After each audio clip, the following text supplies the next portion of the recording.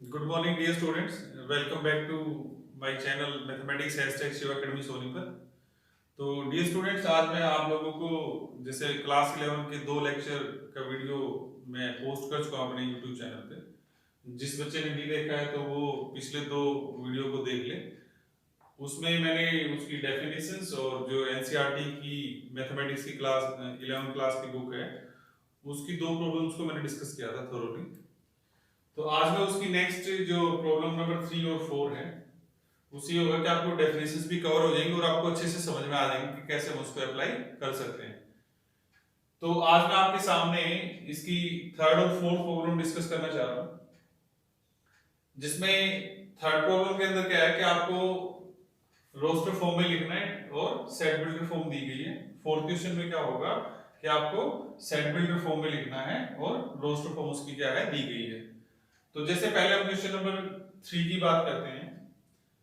इसमें मैंने इसके 4 पार्ट्स लिए हैं। तो ये चारों पार्ट्स को सोल्व करने के लिए कुछ इंपॉर्टेंट पॉइंट्स हैं, वो मैं आपको बताना चाहता हूं कि सबसे पहले तो आप लोग ये देखो, एक सेट ऑफ डिजिट्स होता है, सेट ऑफ डिजिट्स, जिसको बेसिकली हम डी से डिनोट करते हैं। और डिजिट्स अगर आपको पता है तो ठीक है, नहीं पता तो मैं बता देता हूं कि डिजिट्स का जो सेट होता है वो 0 से लेके 9 तक का सेट होता है। 0 1 2 3 अप टू 9। जितने भी नंबर बनते हैं वो सारे इन 10 डिजिट्स को लेके बनते हैं। जैसे सपोज करो आपके पास नंबर है 1 0 0 4, तो इसमें 1 2 3 4, मतलब डिजिट आपके पास 1 यूज हुआ, 0 यूज हुआ 2 बार और 4 यूज हुआ। तो सेट ऑफ डिजिट्स जो कैसा सेट है, फाइनाइट सेट है। तो आपने ये ध्यान रखना कि सेट ऑफ डिजिट्स जो होता है वो फाइनाइट सेट होता है और उसमें जो डिजिट्स आएंगे वो 0 से लेके 9 तक आते हैं। दूसरा, कल मैंने आपको डिस्कस किया था इंटीजर्स का सेट, वो फाइनाइट सेट होते हैं। उसके बाद आपके पास है ना कुछ, मैं जैसे एक टर्म आती है open interval. Open interval, open interval को डिनोट करने के लिए 2 तरीके होते हैं। या तो ये इस तरह से ब्रैकेट लगा, उसको ओपन ब्रैकेट बोलते हैं, या हम इस तरह से भी लगा सकते हैं, ओपन ब्रैकेट। तो इसका मीनिंग ये होता है कि जैसे मान लो मैंने ओपन इंटरवल लिखा 2 7, तो इसमें अगर कोई भी एलिमेंट सपोज करो बिलोंग करेगा, मैं कहता हूं x, जैसे हमने कल बिलोंग्स टू का सिंबल इस तरह से पढ़ा था, x बिलोंग्स टू 2 7, तो इसका मीनिंग ये होगा कि हम उसको लिख सकते हैं 2 less then x less than 7। इसमें 2 और 7 इंक्लूड नहीं होते, 2 7 के बीच में जो भी नंबर आएंगे वो सारे के सारे इसमें आएंगे। तो ये मीनिंग होता है किसका, ओपन इंटरवल का। उसके बाद एक आपके पास आता है closed interval. Closed interval, closed interval जैसे मैं सपोज करो इसी एग्जांपल को ले लेता हूं 2 7, ये क्लोज ब्रैकेट होती है, जो स्क्वायर ब्रैकेट होती है इसको हम क्या कहते हैं, क्लोज ब्रैकेट। तो इसके अंदर क्या करेंगे, 2 7 में अगर हम कहीं फिर से x belongs to this close interval 2 7, तो अब इसमें क्या होगा, यहां पे साइन इक्वल का भी आ जाएगा। That means to say x is greater than equal to 2 और लेस देन इक्वल टू 7। तो इस तरह से हमारे पास क्या होगा, इसमें इक्वलिटी भी इंक्लूड हो जाएगी। और इसके साथ साथ एक आपके पास होते हैं सेमी ओपन, या उसको बोलते हैं सेमी क्लोज्ड। इसमें क्या होगा कि आपका इंटरवल एक साइड से ओपन होगा, जैसे सपोज करो हमने 2 7 ले लिया, और या फिर हमने क्या ले लिया 2 7, इधर से मैंने क्लोज कर दिया, इधर से मैंने इसको ओपन कर लिया।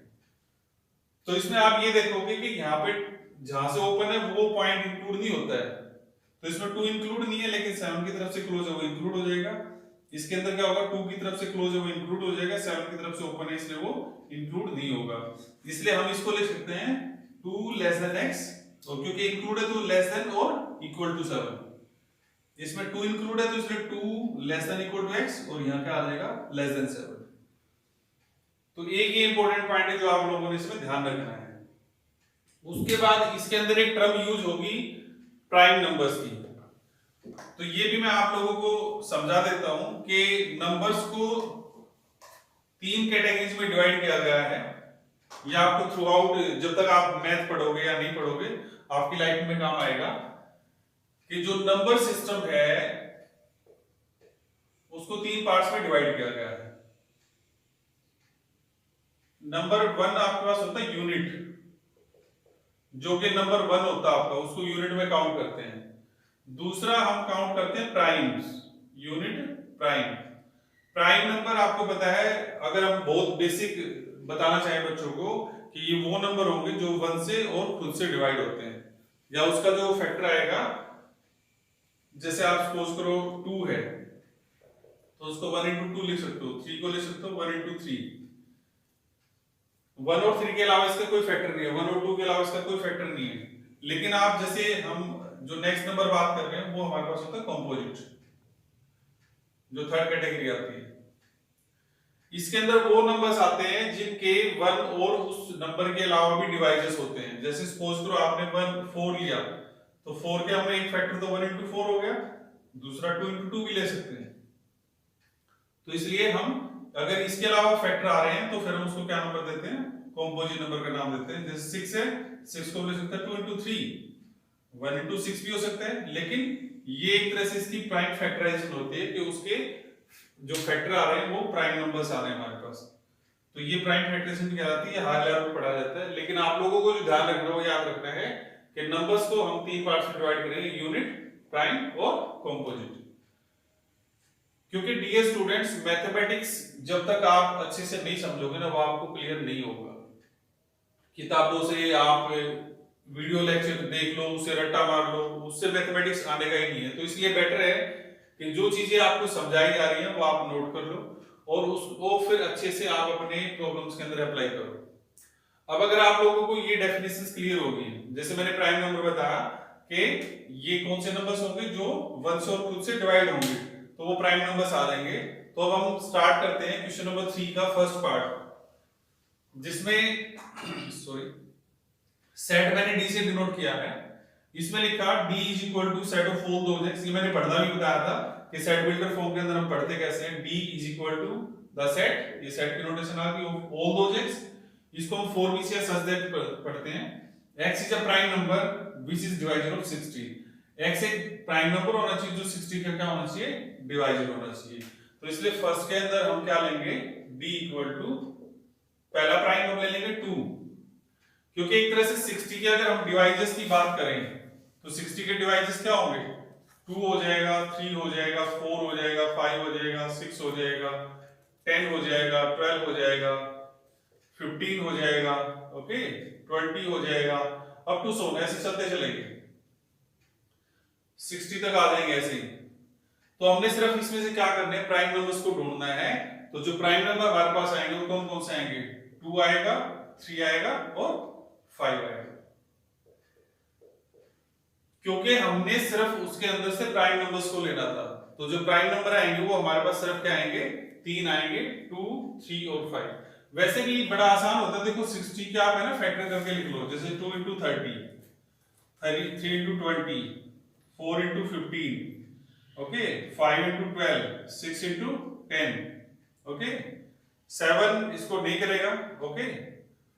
तो बाकी 1 into 60 ये आप लिख सकते हो। तो ये एक तरह से सारे के सारे इसके डिवाइजर हो गए। अब इसमें ये देख लो कि जो प्राइम वो कौन कौन से, 2 है, 3 है और 5 है। बाकी वैल्यूज सारी कंपोजिट है, इसलिए हमारे पास इसमें सिर्फ ये 3 वैल्यू आएंगी, 2, 3 और 5। तो जो फर्स्ट क्वेश्चन इसका आंसर हो जाएगा d इक्वल टू 2, 3, 5। ये हमारे पास इसकी क्या आ जाएगी, रोस्टर फॉर्म। अब हम चलते हैं इसके सेकंड पार्ट की तरफ। सेकंड पार्ट के अंदर इसने हमारे से ये पूछा है, a is equal to set of all those x for which x is an integer and -3 less than equal to x less than 7। तो ये सेमी ओपन इंटरवल है, इसमें यहां से ये इंक्लूड है इक्वल टू -3, लेकिन 7 इसमें इंक्लूड नहीं है। तो इसने कहा कि इंटीजर होना चाहिए और -3 से 7 होना चाहिए। तो जो a सेट आएगा वो हमारे पास बनेगा -3, -2, -1, 0, 1, 2, 3, 4, 5 और 6, क्योंकि 7 इंक्लूड नहीं है। इसको भी आप क्या कर सकते हो, रियल लाइन पे ड्रॉ करके देख सकते हो। जैसे ये रियल लाइन है -∞ से +∞, बीच में हम इसमें 0 ले लेते हैं, तो ये इधर -1, -2, -3, इधर जो वैल्यू होती है वो डिक्रीज होती है लेफ्ट में, और राइट में 1, 2, 3 एंड सो। और इसमें जो वैल्यू आएगी क्या होगी, इंक्रीज होगी। इसलिए हमें कहां तक जाना है, -3 इंक्लूड है तो -3 -2 -1 0 1 2 3 और 4 5 6। तो ये हमारे पास आ जाएगा सेकंड का आंसर, जिसमें x इंटीजर हो जाएगा और उसकी वैल्यू कहां से कहां तक आएगी। बेसिकली ये एक तरह से ऐसे है -3, 7। तो -3 इंक्लूड रखना है, इसलिए -3 इसके अंदर हमने लिख दिया। 7 से लेस लेनी है तो इसलिए 7 से लेस जो इंटीजर आएगा कौन सा आएगा हमारे पास, 6 आएगा। तो ये हमारे पास आ जाएगा सेकंड का आंसर। उसके बाद हम चलते हैं थर्ड पार्ट की तरफ। थर्ड पार्ट में हमें दिया c is equal to set of all those x for which x is a two digit natural number such that sum of its digits is 8। हमें 2 डिजिट का नेचुरल नंबर चाहिए जिसके digits का सम क्या आएगा, 8 आएगा। तो वो आप देख सकते हो थर्ड जो पार्ट है हमारे पास, हमने इसमें ऐसे 2 डिजिट लेने हैं जिनका सम कितना आ जाएगा, 8 आ जाएगा। तो वो क्लियर है आपके पास, हम उसको c को ले सकते हैं। और 2 डिजिट का है वो हमारे पास क्या है, 2 डिजिट का। तो जैसे मैंने आपको बताया था कि डिजिट्स हम जो लेंगे 0 1 2 3 4 5 6 7 8 और 9। तो आप ये देखो, इसको ऐसे स्टार्ट करोगे हमेशा। 2 डिजिट का 0 नहीं लेंगे क्योंकि 0 अगर हम उससे पहले ले लेते हैं तो उसका कोई मीनिंग नहीं बचेगा। 0 8 नहीं लेंगे। उसके बाद आप 1 आ जाओ, 1 7 8 हो जाएगा, तो 1 7 लिख दिया हमने। उसका 2 का 6 के साथ 2 6, ये भी 8 हो गया। 3 5 के साथ आ गया, ये भी 8 हो गया। 4 4 के साथ आ गया, ये भी 8 हो गया। ओके, नेक्स्ट आप ऐसे क्या करोगे, इनको रिवर्स में ले लो। रिवर्स में कैसे लोगे, 4 4 से हट जाओ, अब आप 5 3 लो, 5 3, फिर 6 2। नेक्स्ट क्या आ जाएगा हमारे पास, 7 1, और लास्ट क्या आ जाएगा हमारे पास, 8 0। तो बेसिकली मैं आपको एक बहुत अच्छा तरीका बताता हूं, अगर आपको इसमें पता लग जाए, जैसे 7 1 8, तो 8 से अगला नंबर है 9, आप हर एक उसमें 9 9 ऐड करते चले जाओ। 9 9 क्या करते, क्योंकि 8 0 से आगे चलोगे तो ऑटोमेटिकली 8 से ज्यादा बनेगा उसका।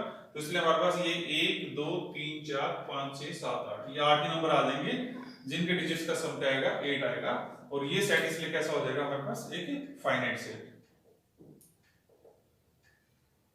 मैंने लेक्चर नंबर 2 के अंदर आप लोगों से डिस्कस किया था कि फाइनाइट सेट और इनफाइनाइट सेट कौन से होते हैं। तो ये हमारे पास क्या बन जाएगा, इसका finite set. Okay, I think students आपको ये समझ में आ रही होगी। फिर भी अगर आपको किसी भी प्रॉब्लम में कोई डाउट है तो आप मेरे YouTube चैनल के कमेंट बॉक्स में कमेंट कर सकते हो। मैं आपकी प्रॉब्लम को जल्दी से जल्दी जरूर सॉल्व करने की कोशिश करूंगा। लास्ट हमारे पास है फोर्थ पार्ट। इसका फोर्थ पार्ट में हमने लिया है f is equal to the set of all letters in the word better। तो better के अंदर वैसे तो 1 2 3 4 5 6, ये 6 हमारे पास लेटर से बना है, जिसमें 2 लेटर रिपीटेड है, t रिपीटेड और e रिपीटेड है।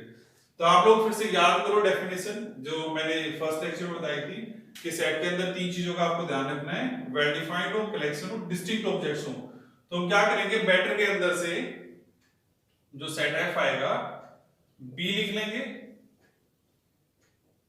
e p और r।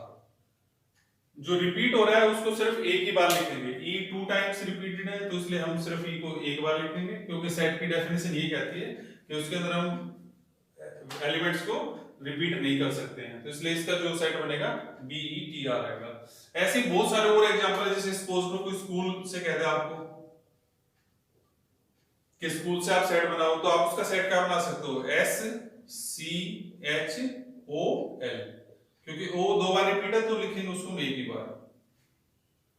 तो ऐसे बहुत सारे वो वर्ड आपको दे सकता है, जैसे हमने यहाँ पे लिखा फॉलोइंग्स, इसमें L 2 टाइम्स रिपीटेड है, O 2 टाइम्स रिपीटेड है, तो इनको हम सिर्फ एक ही बार काउंट करेंगे, वो हमारे पास क्या बन जाएगी, इसकी रोस्टर फॉर्म बन जाएगी। तो आई थिंक आपको समझ में आएगा कि हम अगर रोस्टर फॉर्म है, सॉरी सेट बिल्डर फॉर्म है, तो उससे हम रोस्टर फॉर्म कैसे बना सकते हैं। इसी तरीके से आप अब हम बढ़ते हैं क्वेश्चन नंबर 4 की तरफ। क्वेश्चन नंबर 4 में क्या है कि हमें रोस्टर फॉर्म दी गई है और हमें क्या बनानी है, उसकी सेट बिल्डर फॉर्म। तो सेट बिल्डर फॉर्म हम कैसे बना सकते हैं वो देखो।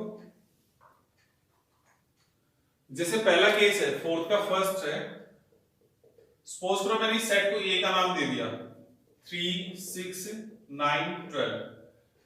तो आप ये देखो ये 3 की टेबल आ रही है 3 6 9 12, लेकिन इसको लिखेंगे 3 into 1, 3 into 2, 3 into 3 और 3 into 4।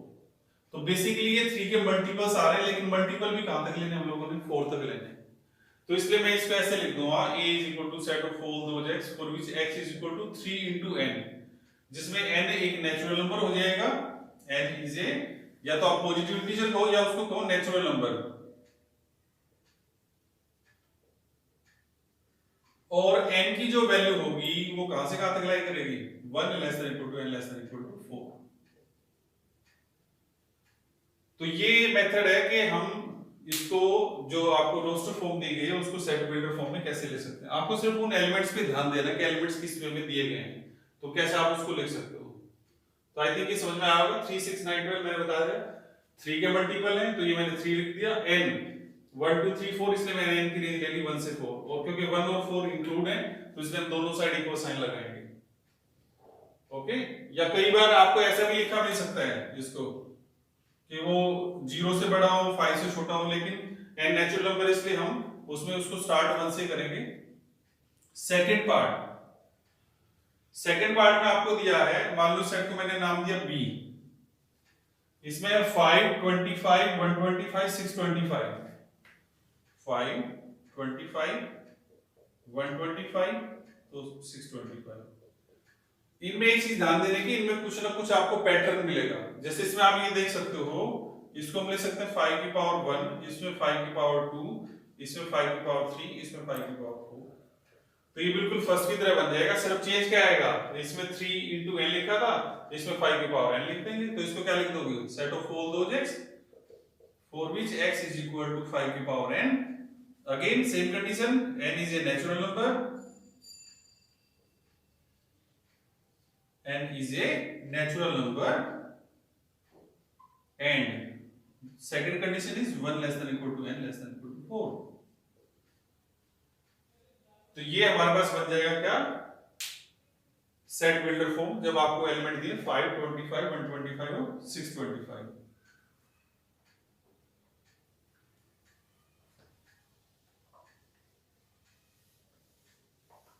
नेक्स्ट जो प्रॉब्लम हमारे पास इसमें थर्ड प्रॉब्लम में, जैसे मान लो उस सेट को मैंने नाम दिया C का, सपोज करो C हमारे पास है, ये देखिए इधर 2 4 6 up to so 2 4 6 and so. तो अब आप फिर से देखो ये 2 की टेबल आ रही है 2 4 6 एंड सो। तो इसको लिखोगे 2 into 1, इसको लिखोगे 2 into 2, इसको लिखोगे 2 into 3, नेक्स्ट एलिमेंट आपको पता है 8 आ जाएगा तो इसको 2 into 4 एंड सो। तो ये हमारे पास बन जाएगा C is equal to set of all those x for which x is equal to 2। इसकी जगह हम n लिख देंगे 2n, n is a natural number, n is a natural number। अब देखो ये स्ट्रोक नहीं हो रहा है, ये चलता जा रहा है, इसलिए हम दूसरी कंडीशन इस पे अप्लाई नहीं करेंगे। तो हमारे पास इसका जो आंसर आएगा वो सिर्फ x equal to 2 है, where n is a natural number। और ये एग्जांपल किसका है, हमारे पास एक इनफाइनाइट सेट का है, इनफाइनाइट सेट का एग्जांपल। नेक्स्ट ऐसे ही आप देखोगे जो लास्ट पार्ट है D, उसको मान लो मैंने नाम दे दिया सेट D का, उसमें 1 4 9 16 अप टू 100, 1 4 9 16 अप टू 100। तो जैसे मैंने बताया कि इनके अंदर आपको कुछ ना कुछ पैटर्न जरूर मिलेगा।